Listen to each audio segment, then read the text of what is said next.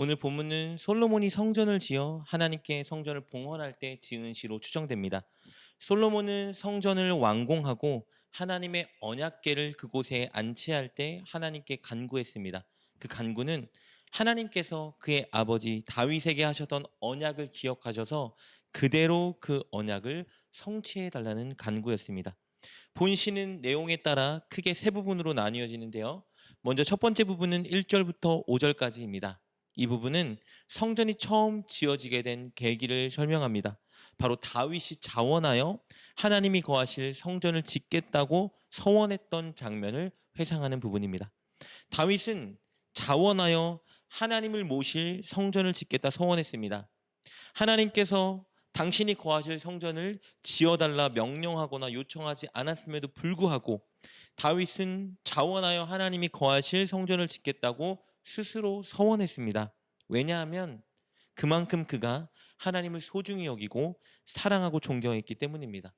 다윗은 자신이 아름답게 지어진 왕궁을 거닐다가 하나님의 임재가 있는 하나님의 언약궤는 그저 작은 장막 안에 있는 것이 너무 마음에 걸리기 시작했습니다. 진짜 왕이신 하나님께서 그렇게 단순하고 초라해 보일 수 있는 그곳에 있는 것이 마음 아팠습니다. 그래서 하나님께 하나님을 위해 하나님이 거하실 성전을 짓겠노라 서원한 겁니다. 솔로몬은 그렇게 아버지 다윗이 하나님의 성전을 짓기 위해서 근심했던 것을 기억해 달라고 하나님께 간구합니다. 1절 말씀입니다. 여호와여 다윗을 위하여 그의 모든 겸손을 기억하소서.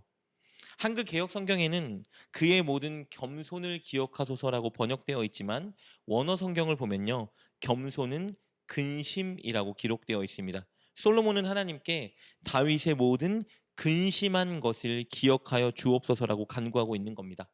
다윗이 근심했던 것은 말씀드린 것처럼 왕인 자신은 좋은 궁에서 지내는 반면 하나님은 초라한 장막에 거하는 것 같아 마음이 아프고 이 일을 어떻게 할까 근심했던 것을 의미합니다.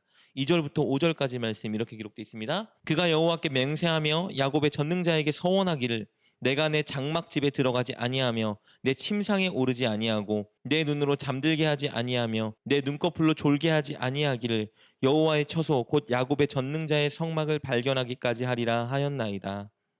다윗은 하나님께서 거하실 아름다운 성전을 건축하기까지 좋은 왕궁에서 편히 쉬지도 자지도 않겠다고 서원했습니다. 그만큼 하나님을 모실 성전 짓기를 사모한 겁니다.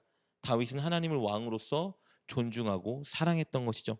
솔로몬은 성전이 건축되는 그 순간, 완공된 그 순간에 이렇게 하나님의 성전을 짓기 위해 근심하고 노력했던 아버지 다윗의 마음을 하나님께 기억해 달라 간구하고 있던 것입니다. 그리고 오늘 시편의 두 번째 부분은요. 6절부터 9절까지입니다. 이 부분은 다윗이 이스라엘의 왕에 오른 후에 오벳 에돔의 집에 있던 하나님의 언약궤를 이스라엘 수도인 예루살렘으로 옮겨와서 그가 예배한 장막에 안치시키는 내용을 회상하는 부분입니다. 우리 6절부터 9절까지 말씀입니다. 우리가 그것이 에브라다에 있다함을 들었더니 나무밭에서 찾았도다. 우리가 그의 계신 곳으로 들어가서 그의 발등상 앞에서 엎드려 예배하리로다. 여호와여 일어나사 주의 권능의 궤와 함께 평안한 곳으로 들어가소서. 주의 제사장들은 을을 옷 입고 주의 성도들은 즐거이 외칠지어다. 다윗은 이스라엘의 왕이 된 후에 에브라다에 있는 그 나무밭에서 하나님의 언약궤를 옮겨왔습니다. 에브라다에 있는 나무밭은 하나님의 언약궤가 있던 기랏 여아람이라는 지역의 아비나답의 집을 의미합니다. 그곳에서 20년간 안치되어 있던 하나님의 언약궤를 다윗은 이스라엘의 수도인 예루살렘으로 옮겨와 안치시켰습니다. 다윗이 이렇게 하나님의 언약궤를 이스라엘의 수도인 예루살렘으로 가져왔던 이유는요. 이스라엘이 이제 하나님을 중심으로 하여 하나님의 통치를 받으며 살겠다는 결의를 나타내기 위해서였습니다. 성전이 완성되기 전에 이렇게 다윗은 자신이 준비한 곳에 먼저 하나님의 언약궤를 모셔왔습니다. 솔로몬은 아버지 다윗이 그렇게 하나님의 언약궤를 예루살렘 도성으로 가져왔던 일을 회상하고 있습니다. 이것을 회상하는 이유는요. 이런 과정을 통해서 하나님의 언약궤가 이제 완성된 성전에 안치되고 있다는 것을 알리고 싶었기 때문입니다. 그리고 오늘 시편의 마지막 부분, 세 번째 부분은요. 10절부터 18절까지 말씀입니다. 솔로몬은 하나님께서 성전을 건축하겠다고 서원한 다윗에게 주셨던 그 언약을 노래하기 시작합니다. 그리고 하나님께 그 언약대로 은혜를 베풀어 달라 간구합니다. 우리 10절부터 12절까지 말씀 보겠습니다. 주의 종 다윗을 위하여 주의 기름 부음 받은 자의 얼굴을 외면하지 마옵소서. 여호와께서 다윗에게 성실히 맹세하셨으니 변하지 아니하실지라. 이르시기를 내 몸의 소생을 내 왕위에 둘지라. 내 자손이 내 언약과 그들에게 교훈하는 내 증거를 지킬진대 그들의 후손도 영원히 내 왕위에 앉으리라 하셨도다. 하나님은 자원하여 성전을 건축하겠다고 서원했던 다윗을 찾아오셨습니다. 그리고 그에게 언약을 주셨어요. 그 언약은 사무엘하 7장 11절부터 16절에 기록되어 있습니다.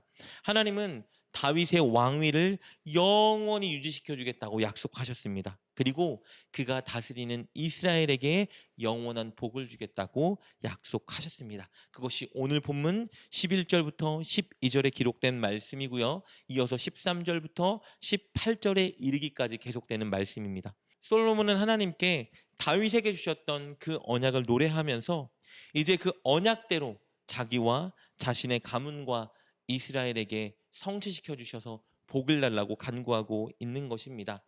다윗이 서원하고 준비했던 그 성전을 솔로몬이 완전히 완공한 이후에 하나님의 언약궤를 그곳에 안치시키면서 바로 그 순간 다윗의 언약을 근거로 복을 달라 간구하고 있었던 것입니다. 오늘 본문을 통해서 우리는 이렇게 하나님을 사랑하고 하나님을 위하여 성전 건축을 자원했던 다윗의 모습을 살펴볼 수 있었고요. 그리고 그 한 사람 다윗을 통해서 그의 가문과 이스라엘에게 주어진 하나님의 언약을 살펴볼 수 있었습니다. 사랑하는 여러분, 우리도 다윗처럼 하나님을 소중히 여기고 존중하는 사람이 되어야 합니다. 하나님께 늘 무언가 달라고 간구만 할 것이 아니라 하나님께 무엇을 얻을 수 있을까만 고민할 것이 아니라 우리가 하나님께 무엇을 드릴 수 있을까를 고민하며 자원하여 헌신하는 사람이 되어야 합니다.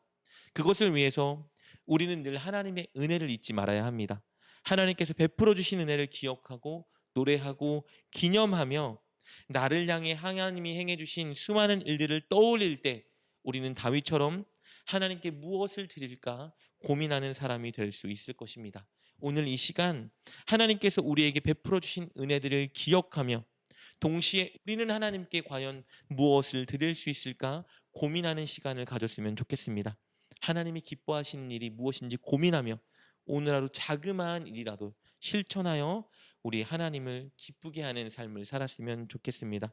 오늘 꼭 그렇게 하나님의 은혜에 자원하여 기쁨으로 반응하는 저와 여러분 되시길 주님의 이름으로 축복합니다. 기도하겠습니다. 하나님, 우리가 셀 수도 없고 갚을 수도 없는 은혜를 베풀어 주셔서 감사합니다. 우리가 늘 그 은혜를 기억하고 노래하며 우리도 다윗처럼 하나님께 드리는 자가 되게 하옵소서.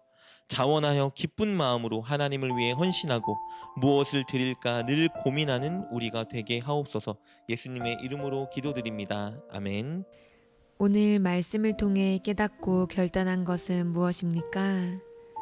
그것을 붙들고 하나님께 기도합시다. 그리고 그렇게 실천하며 하루를 살아가는 여러분 되시길 주님의 이름으로 축복합니다.